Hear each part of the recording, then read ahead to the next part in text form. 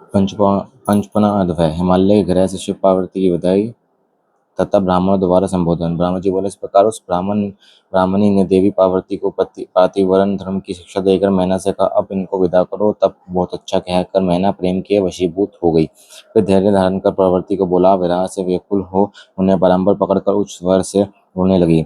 पार्वती भी दीनता के वचन कहकर माता का आलिंगन कर उच्च स्वर से रोने लगी। शोक से व्याकुल मैना और पार्वती दोनों ही मूर्छित हो गई।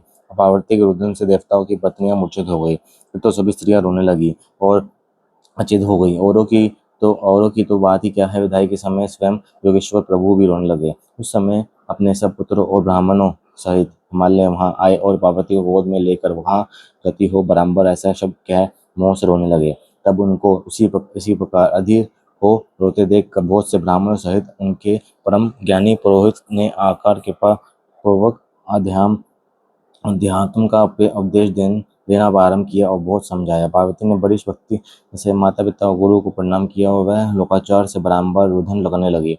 पार्वती के रुदन को देख उनके माता पिता और भाई बड़े ही व्याकुल हो गए। अन्य स्त्रियां, भ्राता और पिता भी प्रेमवत हो बारंबार रोने लगे। तब ब्राह्मणों ने आकर सबको साधा समझाया और कहा कि अब यात्रा की सुखद उल्लंघन टल रही है, देर मत करो। फिर तो हिमालय ने धैर्य धारण कर मैना को समझाकर पालकी मंगा उस पर पार्वती को चढ़ा दिया तथा पिता माता और ब्राह्मणों ने आशीर्वाद दिया। पार्वती ने माता पिता तथा अन्य दिग्गजों पुरोहित और उनकी स्त्रियों को नमस्कार कर प्रस्थान किया। प्रेमवश हिमालय बहुत दूर तक साथ साथ चले और वहां तक चले गए और जहां सब देवता ठहरे थे। पश्चात पार्वती सहित शिवजी अपने स्थान में आए और लोकाचार दिखाते हुए उन्होंने अनेक वस्तुओं का पहाड़ सजा विष्णु आदि सब देवताओं को भोजन कराया। भोजन कर सब देवताओं ने शिवजी को की स्तुति कर उनकी परिक्रमा तथा विवाह की बड़ी प्रशंसा की और पुनः सब अपने अपने स्थान को गए।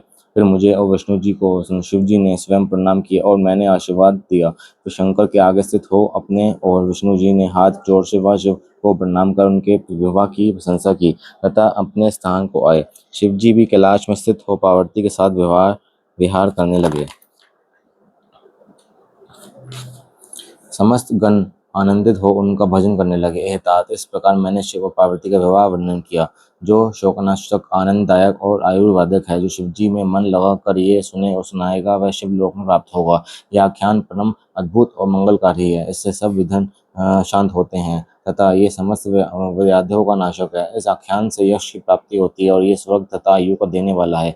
पुत्रों को बढ़ाने वाला, कामदायक और भक्ति मुक्ति प्रदायक है। इससे अलप मृत्यु नहीं होती तथा ये महान महान शांति और कल्याण का दाता है। इससे बुरे सर्पों की शांति होती है तथा ये बुद्धि ज्ञानदायक है। ये शिवजी को सभी अवस्था में प्रसन्न करने वाला विशेषित शिवजी के प्रस्थापन के समय तो इसे अवश्य ही पढ़ें तथा शिव संबंधी प्रत्येक कर्मों के आरंभ में इसे पढ़ें।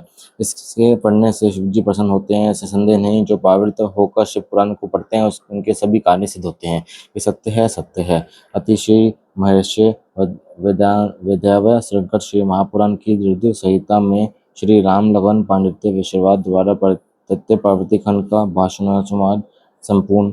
शुभाशंभू।